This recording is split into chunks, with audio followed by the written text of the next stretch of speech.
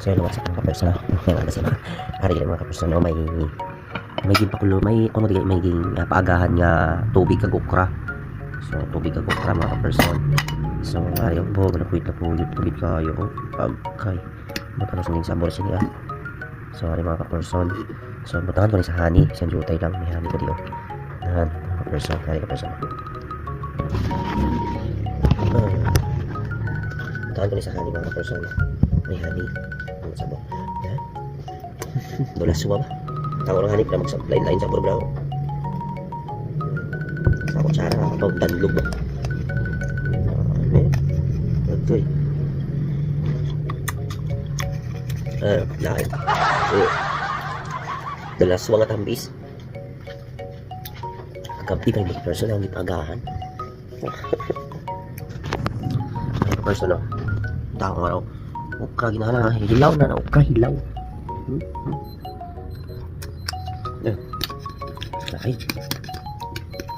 Ay pa person. Kabalo nga ba sa nibla? Ikil. Oh. Akay. Lipoksi naman eh.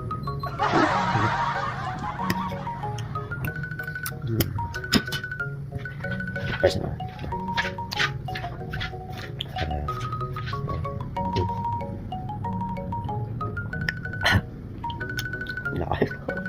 Laki mo. Dali mga person. Kabalo po sinibla. Anong benepisyo sini mga person? Ang benepisyo sini, nag-inom ko sini kay may aro ko. Aro ha. Pati aro tapos buni, kasi buni. Inom ko sini buni rin.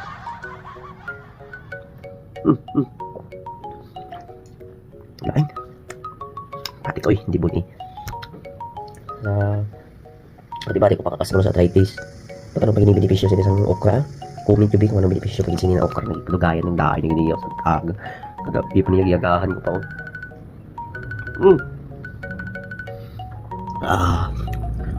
Doon ito yung okra liga dyan na tinawang kaya. Dolasuan na giniyaw o. Uy, naman itampis din nagkadto.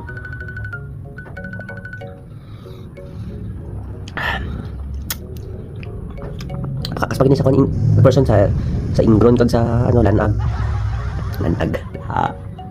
Lain. Kaya ko niligad, inom kaligad. Nalamak ko ito ubos ko. Ari na nain, dalaswan na giniya. Di matuloy mo kayo, danlog pala.